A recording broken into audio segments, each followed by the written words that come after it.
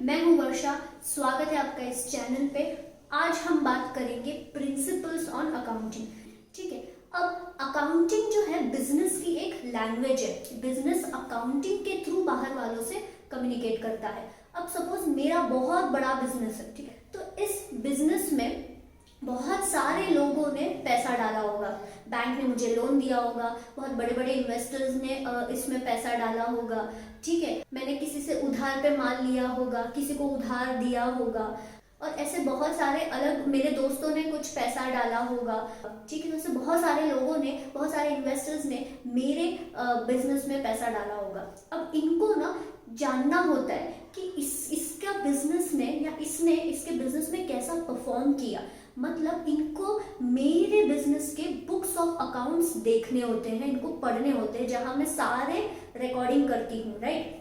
सो ये जो बैंक है या इन्वेस्टर्स है या बाकी मेरे दोस्त होंगे या जिन लोगों को मेरे बिजनेस में इंटरेस्ट है, ये सारे लोगों को ना बुक्स ऑफ अकाउंट्स पढ़ने होते हैं कि इसके बिजनेस ने कैसा परफॉर्म किया। गवर्नमेंट भी पढ़ती है, ये देखेगी कि अच्छा इसको प्रॉफिट हुआ है तो चलो टैक्स भरो। ठीक है, बैंक पढ़ेगा, वो बुक्स ऑफ अकाउंट्स पढ़ेगा और वो देखेगा कि अच्छा इसने अच्छा परफॉर्म किया है तो ही इसको लोन दो, या मैंने इसको लोन दे दिया है ऑलरेडी, अब ये कैसा परफॉर्म कर रहा है, क्या ये अच्छा परफॉर्म, ये बिजनेस अच्छा परफॉर्म कर रहा है कि नहीं कर रहा है, क्या हमने सही जगह पे लोन दिया है कि नहीं दिया है।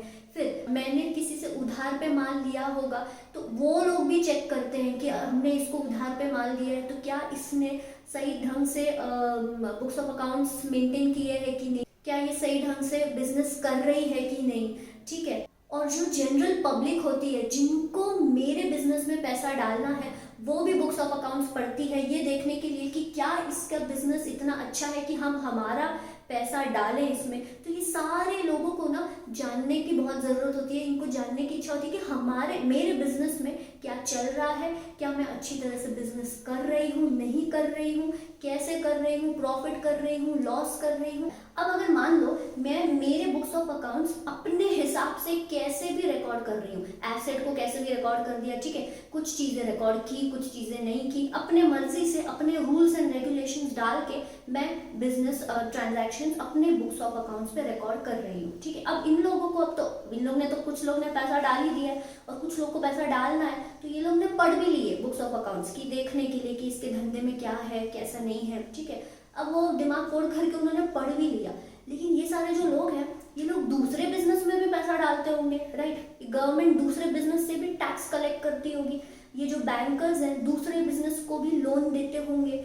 फिर ये सारे लोग अब उस बिजनेस के बारे में पढ़ रहे हैं, अब उस बिजनेस के बुक्स ऑफ अकाउंट्स पढ़ रहे हैं और ऐसे बहुत सारे बिजनेस के बुक्स ऑफ अकाउंट्स पढ़ रहे हैं। अब ये देख रहे हैं कि उन लोगों ने अपने मेथड से फॉलो सारे बुक्स ऑफ अकाउंट्स बनाए, अपने रूल्स, अपने रेगुलेशंस, सब अपने अपने सारे बिजनेसेस अपने अपने हिसाब से रूल्स रेगुलेशन अपने अपने बना के बिजनेस के बुक्स बना रहे हैं। ये तो ऐसी बात होगी, चेस खेल रहे हैं तो घोड़ा मैं 2.5 चाल चल रही हूँ, आप 1 चाल चल रहे हो, मैं ऊंट को सीधा ले जा रही हूँ, आप ऊंट को टेढ़ा ले जा रहे हो। बेसिकली कोई रूल्स फॉलो नहीं करके हम चेस खेल रहे हैं, तो ऐसे में कौन जीतेगा? वो चेस में मजा ही नहीं आएगा। चेस का एक रूल होता है, कोई भी गेम का एक रूल्स होते हैं, वैसे ही अकाउंटिंग के भी कुछ रूल्स होते हैं जिसको हम बोलते हैं प्रिंसिपल्स। तो मैं आपको बोल रही थी कि जब सब अपने अपने हिसाब से बुक्स ऑफ अकाउंट्स बनाएंगे, कोई सेट ऑफ रूल्स नहीं रहेंगे, कोई सेट ऑफ प्रिंसिपल्स नहीं रहेंगे, तो ऐसे में कंफ्यूजन हो जाता है, किसी को समझ में ही नहीं आएगा कि ये चल क्या रहा है। सारे बिजनेसेस अपने अपने हिसाब से कर रहे हैं, तो इनको ये जो यूजर्स ऑफ फाइनेंशियल स्टेटमेंट है, कौन? बैंकर्स, क्रेडिटर्स, जिन लोगों ने मुझे माल उधार पे दिया है, इन्वेस्टर्स, गवर्नमेंट, ये सारे यूजर्स ऑफ फाइनेंशियल स्टेटमेंट्स है जो फाइनेंशियल स्टेटमेंट को यूज कर रहे हैं। ठीक है, तो ये जो यूजर्स ऑफ फाइनेंशियल स्टेटमेंट्स है, इनको बड़ा कंफ्यूजन हो जाएगा कि अब कैसे करें, ये तो सब अपने अपने हिसाब से कर रहे हैं। तो इसीलिए प्रिंसिपल्स ऑफ अकाउंटिंग आया, एक सेट ऑफ रूल्स लाए गए ताकि वो रूल्स फॉलो करके सारे बिजनेसेस अपने बुक्स ऑफ अकाउंट्स बनाएंगे। तो इससे क्या हो जाएगा, ये यूजर्स ऑफ फाइनेंशियल स्टेटमेंट के पास अब सेट ऑफ रूल्स है। अब उस रूल्स को देख के जब सारे बिजनेसेस अपने बुक्स ऑफ अकाउंट्स बनाएंगे और इनके पास भी वो सेट ऑफ रूल्स है, तो अब इनको वो बुक्स ऑफ अकाउंट्स पढ़ने में बड़ी आसानी हो जाएगी। अब ये प्रिंसिपल की वजह से, ये रूल्स की वजह से अकाउंटिंग में एक यूनिफॉर्मिटी आ गई, एक समानता आ गई, एक कॉमन लैंग्वेज आ गई, जिसको वो रूल्स को फॉलो करके उनको समझ में आएगा कि ये सारे बिजनेसेस में एक्चुअली चल क्या रहा है। क्योंकि अब जब रूल्स आ जाएंगे, जब प्रिंसिपल्स आ जाएंगे, तो मुझे उस प्रिंसिपल्स को देख के ही, उसके हिसाब से ही बुक्स ऑफ अकाउंट्स बनाने पड़ेंगे। दूसरे बिजनेस को भी उस प्रिंसिपल्स को देख के ही बुक्स ऑफ अकाउंट्स बनाने पड़ेंगे। ऐसे सारे बिजनेस को वो प्रिंसिपल्स देख के बुक्स ऑफ अकाउंट्स बनाने पड़ेंगे। इससे इन यूजर्स ऑफ फाइनेंशियल स्टेटमेंट्स को बहुत आसानी हो जाएगी वो बुक्स ऑफ अकाउंट्स पढ़ने के लिए। इसीलिए प्रिंसिपल्स ऑफ अकाउंटिंग लाया गया। क्योंकि अगर प्रिंसिपल ऑफ अकाउंटिंग नहीं होता तो सब अपने अपने हिसाब से अकाउंटिंग करते, इसमें कंफ्यूजन हो जाता, किसको कुछ समझ में नहीं आता, किसको कुछ पढ़ने नहीं आता, क्योंकि कोई सेट ऑफ रूल्स है ही नहीं। सो इसीलिए प्रिंसिपल्स ऑफ अकाउंटिंग लाया गया। अब ये प्रिंसिपल्स ऑफ अकाउंटिंग दो कैटेगरी में डिवाइड किया जाता है, इसको अभी हम देखते हैं। प्रिंसिपल्स ऑफ अकाउंटिंग दो कैटेगरीज में डिवाइड किया जाता है, कॉन्सेप्ट्स है, कन्वेंशंस।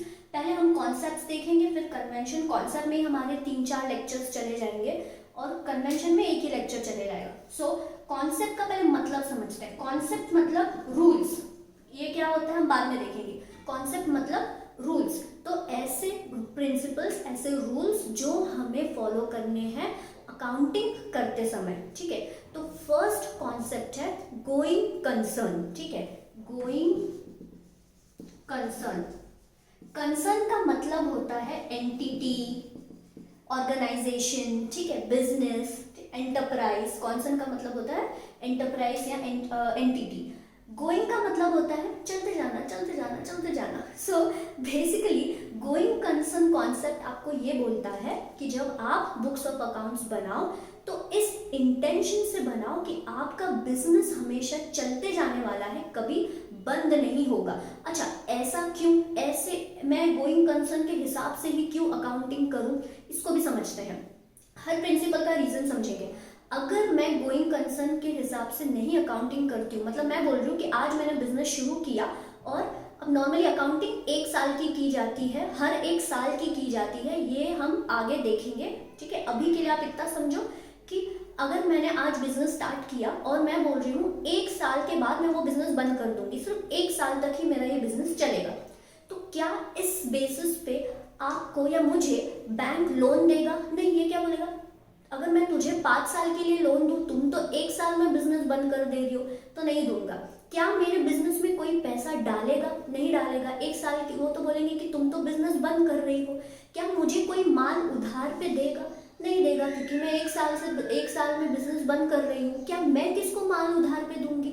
नहीं, क्योंकि अगले साल तो मेरा बिजनेस बंद हो जाएगा। सो बेसिकली जो यूजर्स ऑफ फाइनेंशियल स्टेटमेंट्स है, वो जब मेरे बुक्स ऑफ अकाउंट्स को पढ़ेंगे तो वो बोलेंगे इसने जो अकाउंटिंग किया है उससे तो ये लग रहा है कि 1 साल में इसका बिजनेस बंद होने वाला है, तो हम क्यों इसमें इन्वेस्ट करें, ये तो 1 साल के लिए ही बिजनेस है।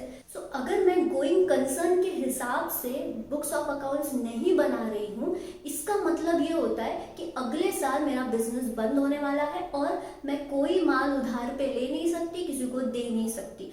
इसीलिए प्रिंसिपल ऑफ गोइंग कंसर्न बोलता है कि आप अपने बुक्स ऑफ अकाउंट्स ऐसे बनाओ कि आपका बिजनेस, इस इंटेंशन से बनाओ कि आपका बिजनेस हमेशा चलते जाने वाला है, कभी बंद नहीं होने वाला है। क्योंकि अगर आप उस इंटेंशन से आपके बुक्स ऑफ अकाउंट्स बनाते हो तो जो यूजर्स ऑफ फाइनेंशियल स्टेटमेंट्स है, जो लोग ये पढ़ेंगे, उनको एक क्लियरिटी आ जाएगी कि हाँ ये बिजनेस आगे चलते जाने वाला है। बैंक को क्लियरिटी आएगी कि हाँ ये इसको मैंने लोन दिया है, इसका बिजनेस आगे चलते जाने वाला है। इसलिए आप बुक्स ऑफ अकाउंट्स ऐसे बनाओ जैसे आपका बिजनेस कभी बंद नहीं होने वाला है, हमेशा चलते जाने वाला है। बस गोइंग कंसर्न प्रिंसिपल यही बोलता है। अब हम बढ़ते हैं नेक्स्ट कॉन्सेप्ट की तरफ, जो है मनी मेजरमेंट कॉन्सेप्ट। ये सबसे सिंपल कॉन्सेप्ट है।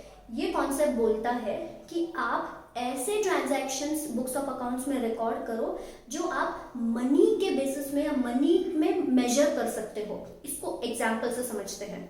स्किल्स ऑफ एम्प्लॉइज, क्या स्किल्स ऑफ एम्प्लॉइज आप मनी इसमें मेजर कर सकते हो? मैं बोल सकती हूँ क्या इसकी स्किल 10,000 की है, इसकी स्किल 20,000 की है? नहीं। इसलिए स्किल्स ऑफ एम्प्लॉइज या एम्प्लॉइज की कुछ स्किल्स, कुछ स्पेशलिटी आप उसको बुक्स ऑफ अकाउंट्स में रिकॉर्ड नहीं कर सकते, क्योंकि आप उस मनी में मेजर ही नहीं कर सकते।